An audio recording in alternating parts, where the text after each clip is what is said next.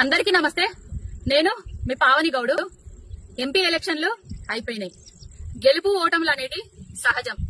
సున్నా వచ్చింది అని ట్రోల్ చేసేటోళ్లకు ఈ వీడియో అంకితం. తెలంగాణలో 10 ఏళ్లల్లా ఎప్పుడు కరువును చూడని నెల, ఎప్పుడు కరువు కాటకాలు చూడలేదు, కరెంటు కష్టాలు చూడలేదు, నీళ్లు లేకుండా చూడలేదు.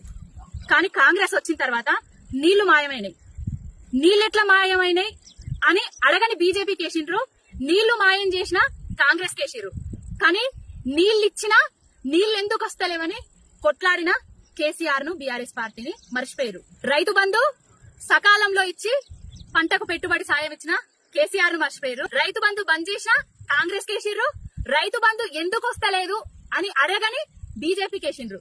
తెలంగాణ స్వరాష్ట్రం కోసం టీఆర్ఎస్ పార్టీని ఏర్పాటు చేసిండ్రు. ఏర్పాటు చేసినప్పుడు ఈ బక్కోనికి ఏం శాతనైతది, తెలంగాణ అని తిరుగుతాండో, మగల పుట్టింది పుబ్బల పోతది అని ఆయనను మస్తు మంది మాట్లాడిండ్రు, ఎగతాళి చేసిండ్రు. కానీ ఆ ఎగతాళులు, ఆ మాటలు ఎవ్వి పట్టించుకోకుండా ఒక్కడే బక్క పలచని వాడు శూన్యం నుంచి సునామీ సృష్టించి తెలంగాణను తీసుకొచ్చిండు. ఆయన జచ్చుడో తెలంగాణ అచ్చుడో అనేసి ఢిల్లీ మెడలు వంచి మరి తెలంగాణ రాష్ట్రాన్ని తీసుకొచ్చిండు. తెలంగాణ రాష్ట్ర కళ సాకారం అయిన తర్వాత 10 ఏళ్ల పాటు ప్రజలు ఆయన నక్కున చేర్చుకొని వార్డు మెంబర్ కాంచెల్లి మొదలు పెడితే ఎంపీ ఎలక్షన్ లో అప్రతిహాతంగా గెలుపులను చూసినాం. కానీ ఎన్నడూ కూడా ఇట్లాంటి ట్రోలింగులు చేయలేదు, ఇట్లాంటి మాటలు మాట్లాడలేదు, సోషల్ మీడియాలో దుష్ప్రచారాలు చేయలేదు, దాడులకు కూడా పాల్గొనలేదు. తమిళనాడు ఓటర్లు తమిళోళ్లకు, ప్రాంతీయ పార్టీ వాళ్లకు ఓట్లేసిర్రు, గెలిపించుకున్నారు. ఆంధ్ర ప్రజలు ఆంధ్ర ఓడికి, ప్రాంతీయ పార్టీకి ఓట్లేసుకున్నారు, గెలిపించుకున్నారు. కానీ తెలంగాణలో ప్రాంతీయ పార్టీ అద్దని జాతీయ పార్టీలకు, 2 జాతీయ పార్టీలకు సగం సీట్లు ఇచ్చిండ్రు. కేసీఆర్ గారు గనక ఇక్కడ ఒక 5-6 సీట్లు గెలిచినా కూడా ఇప్పుడు చంద్రబాబు పని కథమైపోయింది అన్నారు. చూడుర్రి, చంద్రబాబుకు ఒకప్పుడు మోడీ అపాయింట్మెంట్, అమిత్ షా అపాయింట్మెంట్ కూడా దొరకలేదు. ఇప్పుడు చంద్రబాబు నాయుడు పోయి మోడీ పక్కన కూర్చుంటాడు. ఎందుకంటే వాళ్ళకు ఓట్లు వచ్చినాయి, సీట్లు వచ్చినాయి, వాళ్ళకి కావాల్సింది సీట్లు, వాళ్ళకి కావాల్సింది కుర్చీ. ఈయనుంటేనే ప్రభుత్వం ఉంటది కదా, అందుకే పక్కన కూర్చుంటాడు.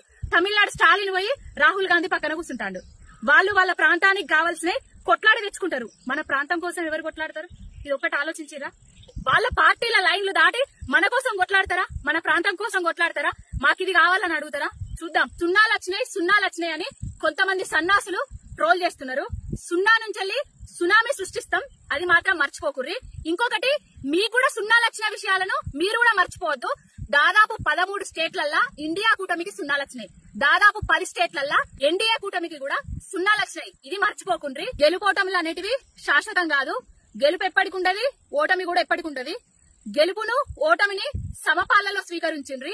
కానీ గెలిచినాం కదా అని బిర్రవీగకుండా ట్రోళ్లు చేసుడు బంద్ చేయర్రి. తెలంగాణ కోసం మళ్ళా కొట్లాడేది, తెలంగాణకు ఇదస్తలేదు అదస్తలేదు అని అడిగేది మళ్ళా బీఆర్ఎస్ పార్టీ.